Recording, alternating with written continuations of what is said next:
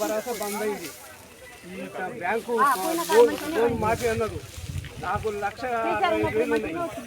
Vote మీద vote తుక్కు మొత్తం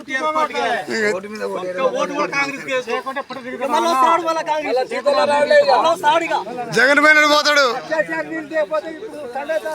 పాపం రైతులు మొత్తం నడిపిస్తాడు. 3 ఎకరాలు ఇస్తాడు. ఇయ్యలేదని కొంత కచ్చ పెట్టుకుంది. ఆ పెట్టుకొని కూడా అరే ఇంకోసారి కాంగ్రెస్ కూడా చూద్దాం చూస్తే ఇక ఆయన నోట్ల గొంతు దగ్గర పెట్టిండు. ఇప్పుడు పెట్టకుండా ఇగో ముక్కు కోసిన మొదడమ కూడా మంచివాడు అన్నట్టుగా మొదడమ వచ్చినందుకు నువ్వు కూడా దయచేసి నా వాళ్ళు నా కాడికి వచ్చినప్పుడు నువ్వు 3 సార్లు గెలిచినావు. సూర్యాపేటల నువ్వు మంచితనం చేస్తేనే గెలిచినావు. మంచితనం చేయకపోతే గెలవకపోదు.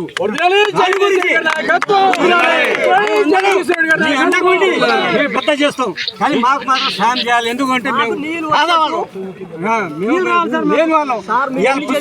చచ్చిపోతాం. ఒక చిన్న మాట ఆగో.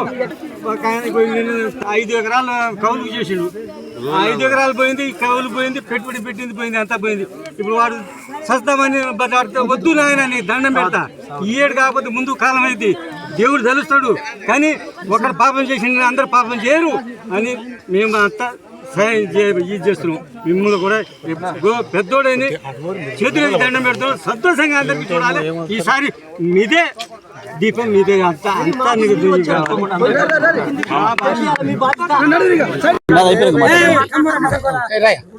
మీడియా మిత్రులందరికీ నమస్కారం.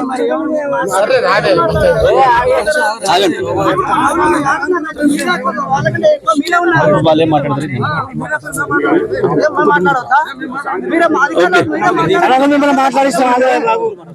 అంత పోటీ ఉంది మన ప్రజలకు పోటీ ఉంది. మేము మాట్లాడాలంటే మేము మాట్లాడాలని.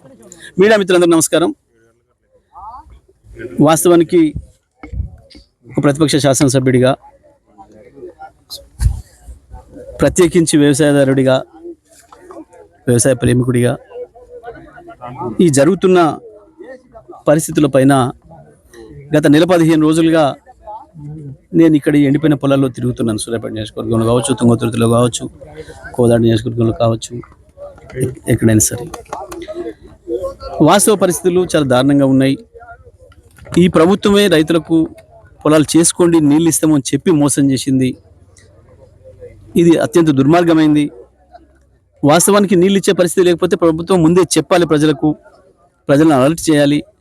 ఇగో ఈ పంటలు పెట్టుకోకండి, దీన్ని నీళ్లు రావు, గిన్నె ఇవ్వగలుగుతాం మేమనే విషయం చెప్పాలి. ఏ రోజు వరకు ఇస్తామో విషయం చెప్పాలి. ఇది ప్రభుత్వం యొక్క బాధ్యత వాస్తవానికి. కానీ దానికి భిన్నంగా ప్రభుత్వం నీళ్ళు ఇస్తాం, పంటలు వేసుకోండి అని చెప్పి ప్రకటన చేసింది. కానీ నీళ్లు 2 తడులు 3 తడులు ఇచ్చి నీళ్ళు ఇవ్వడం మానేసింది. పాపం ప్రభుత్వం నుంచి నీళ్ళు వస్తాయి కదా, పైన కాళేశ్వరం నీళ్ళు ఉన్నాయి కదా, గతంలో వచ్చినాయి అని కొంత లోకల్ సోర్సెస్ ఉన్నాయని చెప్పి, బావులో బోర్లో ఉన్నాయని చెప్పి, దీంతో పాటు ఆ నీళ్ళను కూడా కలుపుకుంటే బతికిపోతామని చెప్పి ఒక్కొక్క రైతు తనకున్న ఎకరం 2 ఎకరాలతో పాటు ఇంకా కౌలు కూడా తీసుకొని వ్యవసాయం చేసిండ్రు. కానీ దుర్మార్గంగా ఈ ప్రభుత్వం చేసిన మూర్ఖపు చర్య వల్ల కాళేశ్వరాన్ని ప్రారంభం చేయకుండా, నీళ్ళు ఇవ్వకుండా చేసిన ద్రోహం వల్ల ఇవాళ మొత్తం పొలాలు ఎండిపోయి ఈ పరిస్థితిలో ఉన్నాయి. నేను గత 4 రోజుల క్రితం కూడా ఈ మండలం మనం నిలబడ్డది పెన్పాడు మండలం, దుబ్బతండ వద్ద ఉన్నాం మనం. దీనికంటే కింది ప్రాంతంలో గతంలో చిన్నగారకుంట తండకు కావచ్చు, చిన్న సీతరం తండకు కావచ్చు, గూడకుంట తండకు కావచ్చు, ఇక్కడ వచ్చినాను. అక్కడ రోలబండ తండ, ఇతర ప్రాంతాల్లో చివ్యంలో పోయినాను. అక్కడి నుంచి వెళ్ళి రామోజీ తండ, ఇతర తండాలకు ఆత్మకూరు మండలంలో వెళ్ళినాను. ఈవెన్ రూరల్ మండలంలో కూడా పైన రామచంద్రపురం, రత్నపురం, సోల్పేట పై ప్రాంతాలు కూడా చూసినాను. అంతటి కూడా ఎండిపోతున్నాయి. ఇక్కడ నేను వచ్చిన ప్రతి సందర్భంలో కూడా రైతులు నన్ను పదే అడిగినరు, ఈ నీళ్ళ సంగతి మాట్లాడండి, అసెంబ్లీలో కొట్లాడండి, మీరు ఎట్లన్నా కానీ మాకు నీళ్ళు తెప్పించే ఉపాయం చెయ్యండి అని చెప్పి రైతాంగం అడిగిరు నన్ను. అదే సందర్భంలో ఇప్పుడు మీరు కూడా విన్నారు, మనం వచ్చి దాదాపు ఇప్పటికి 1 గంట అవుతుంది. వాళ్ళంతా వాళ్ళ రైతులు మీకు కూడా వచ్చి చెప్తున్నారు, రైతు బంధు రాలేదని, రుణమాఫీ కాలేదని, బోనస్ ఇంకా పడలేదని. వాళ్ళు ఏదో ఉపాధి కార్మికులకు కూడా మేము 12,000 రూపాయల స్కీమ్ అమలు చేసామని చెప్తున్నారు, అది కూడా రాలేదనే విషయం చెప్తున్నారు.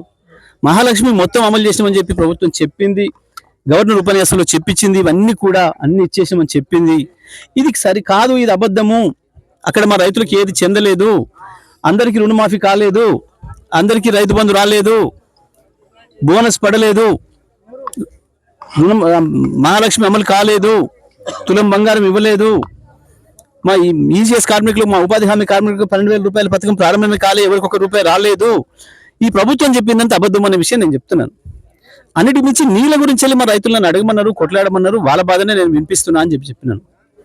ఈ సందర్భంలో ప్రభుత్వం చెప్పడానికి ఏం లేక, ముఖం లేక నన్ను సస్పెండ్ చేసి శాసనసభ నుంచి బయటికి పంపించినారు. ఓకే, నన్ను బయటికి పంపించినంత మాత్రాన వాస్తవం దాగదు, నా గొంతునేమో ఆపలేరు. నేను ఎక్కడ ఏ పొలాల నుంచి చక్కగా అసెంబ్లీకి పోయి సస్పెండ్ అయినో మళ్ళీ చక్కగా అదే పొలాలకు వచ్చినాయి వాళ్ళు. సరే, నన్ను సస్పెండ్ చేసినా నీళ్ళని ఇచ్చిరేమో మా రైతులకు అని చెప్పి చూద్దామని వచ్చిన. ఎందుకు అనంటే నేను మాట్లాడిపోయిన తర్వాత ప్రభుత్వం 2 రోజులు నీళ్ళు ఎక్కువ ఇవ్వమన్నదని కలెక్టర్ గారు చెప్పినారు. సరే, 2 రోజుల నీళ్ళు అదనంగా ఇవ్వడం ద్వారా ఏమైనా పొలాలు బతికినాయేమో, నేను మాట్లాడిన దానివల్ల, నేను కొట్లాడిన దానివల్ల, నా సస్పెన్షన్ వల్ల నా రైతులకు ఏమైనా లాభం అయిందేమో అని చెప్పి చూద్దామని వచ్చిన. కానీ పరిస్థితి ఇంకా దారుణంగా ఉంది. అప్పటికంటే ఇంకెప్పుడు ఎక్కువ ఎండిపోతున్నాయి పొలాలు. దాన్ని మీరే చూస్తున్నారు, మీరు అందరు సాక్షులు. మీరు రిపోర్టర్లు అయి ఉండొచ్చు, కానీ మీరు కూడా ఈ ప్రాంత ప్రజలు, ఈ ప్రాంత బిడ్డలు, మీరు చూస్తున్నారు రైతుల బాధలు. మీరు కూడా అందరు రైతు కుటుంబాల నుంచి వచ్చిన వాళ్ళు, మీ గ్రామాలలో కూడా జరుగుతుంది, మీరు అందరూ కూడా చూస్తున్నారు. ఇది పరిస్థితి. ఈ దుర్మార్గాన్ని నేను తీవ్రంగా ఖండిస్తున్నా. నన్ను సస్పెండ్ చేస్తే చేశారు, కానీ ఆ నీళ్ళేదో ఇవ్వండి అని అడుగుతున్నా. ఇప్పటికి కూడా కాళేశ్వరం మంచిగానే ఉంది, కాళేశ్వరం ఏం కొట్టుకపోలేదు, ఇవ్వండి అని అడుగుతున్నా. గతంలో బట్టి విక్రమార్క ఈ ప్రాంతంలో తిరుగుతూ అసలు నీళ్లు, కాళేశ్వరం నీళ్లు కానే కావు, కేసీఆర్ కట్టిన కాళేశ్వరంతో నీళ్లే వస్తలేవు, ఇవి ఎస్ఆర్ఎస్పీ నీళ్లు, మేము కట్టిన ఎస్ఆర్ఎస్పీ అన్నాడు. నేను ఒప్పుకుంటున్నా, మీరు కట్టిన ఎస్ఆర్ఎస్పీ అట్లే ఉంది, మీరు కట్టిన ఎస్ఆర్ఎస్పీ సంవత్సరం నిండింది, నెల రోజులు నీళ్ళు ఎక్కువ బయటికి పంపించారు, దాంట్లో నుంచి ఓవర్ఫ్లో అయింది. ఇప్పుడు ఎందుకు ఇస్తలేరు ఎస్ఆర్ఎస్పీ నీళ్లు? మీరు చెప్పింది నిజమైతే కాళేశ్వరంతోనే నీళ్లు కనుక మేము ఇచ్చి ఉండకపోతే, గతంలో కేసీఆర్ కట్టిన కాళేశ్వరంతో ఉపయోగమే లేకపోతే ఎందుకు ఇవాళ ఈ పొలాలు ఎండుతున్నాయో చెప్పాలి. పచ్చి అబద్ధాలు చెప్పి ప్రజల్ని మోసం చేసి కాళేశ్వరం లేనే లేదని చెప్పి దాంట్లో ఇసుక అమ్మదొబ్బడం మొదలుపెట్టి కోట్ల 100,000 కోట్ల రూపాయలు సంపాదించుకోవడం, జైలు వేసుకోవడం మొదలుపెట్టి ఈ రైతాంగాన్ని, వేలాది లక్షలాది రైతాంగాన్ని చావగొడుతున్నారు మొత్తము. ఇది మీరు ఎవరిని చూసినా, ఎవరి ఇట్లా మీరు నోటి ముందు మీరు పెట్టినా ఎట్లా మాట్లాడుతున్నారో చూస్తున్నారు. రైతులు ఏ రకంగా పోటీపడి ముందుకు వస్తున్నారో చూస్తున్నారు. నేను మాట్లాడతా అంటే నేను మాట్లాడతా అని. రేవంత్ రెడ్డి, బట్టలు ఇప్పుతావు, బట్టలు ఇప్పు తీసుకొడతావా? ఎందుకు నేను నిలదీస్తే రైతాంగం ఆ విషయాన్ని రిపోర్టర్ మిత్రులు వాళ్ళ మీడియాలో చూపిస్తే కొడతావా? జైలుకు పంపుతావా? మాట్లాడిన వాళ్ళని బట్టలు ఇచ్చి కొడతావు, అవి చూపించిన వాళ్ళని బట్టలు ఇచ్చి కొడతావా? ఇప్పుడు నీకు రిపోర్టర్లు అంటే భయం వేస్తుందా? ఇప్పుడు రిపోర్టర్లు నీకు సైతాన్లా కనబడుతున్నారా? ఇప్పుడు నీకు తల్లి బిడ్డలు గుర్తొస్తున్నారా? 5 ఏళ్లుగా నువ్వు మాట్లాడిన భాష, నువ్వు ఏ నియోజకవర్గానికి పోయినా అక్కడ ఉన్న స్థానిక మంత్రుల గురించి, శాసనసభ్యుల గురించి నువ్వు మాట్లాడిన భాష, నువ్వు వాడిన పదాలు, కేసీఆర్ కుటుంబం గురించి నువ్వు మాట్లాడిన పదాలు, కేసీఆర్ కుటుంబం